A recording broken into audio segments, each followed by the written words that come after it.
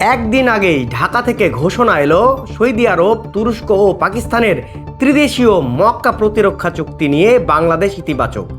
আর ঠিক তার পরদিনই আন্তর্জাতিক বার্তা সংস্থা রয়টার্সের সতর্কবার্তা, এই সামরিক জোটে যুক্ত হওয়া বাংলাদেশের দীর্ঘদিনের ভারসাম্যপূর্ণ পররাষ্ট্রনীতিকে ফেলতে পারে চরম ঝুঁকিতে।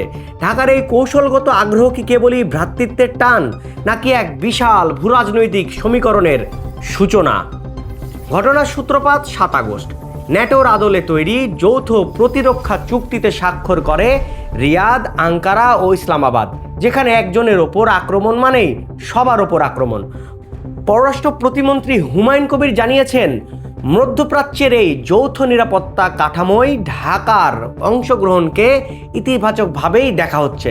কূটনৈতিক সূত্রে নিশ্চিত হওয়া গেছে, সৌদি আরব ইতিমধ্যেই ঢাকাকে এই জোটে যোগ দেওয়ার আনুষ্ঠানিক প্রস্তাবও দিয়েছে। কিন্তু প্রশ্ন উঠছে আন্তর্জাতিক মহলে। রয়টার্স তাদের বিশ্লেষণে বলছে, বাংলাদেশ ঐতিহাসিকভাবে কোনো সামরিক বলয়ে না গিয়ে সবার সাথে বন্ধুত্ব, কারো সাথে বৈরিতা নয়, এই নীতিতে অর্থনৈতিক কূটনীতি চালিয়ে এসেছে। বিশ্লেষকদের মতে সরাসরি এমন একটি প্রতিরক্ষা জোটে ঢুকলে ভারতের পাশাপাশি চীন, ইরান, জাপান, রাশিয়া এবং পশ্চিমা মিত্রদের সাথে সম্পর্কের ভারসাম্য রক্ষা করা ঢাকার জন্য কঠিন চ্যালেঞ্জ হয়ে দাঁড়াবে, বিশেষ করে যখন আমাদের রপ্তানি বাণিজ্য সম্পূর্ণ পশ্চিমা নির্ভর এবং রেমিটেন্সের বড় ভিত্তি মধ্যপ্রাচ্য। তাছাড়া সময়টাও অত্যন্ত স্পর্শকাতর।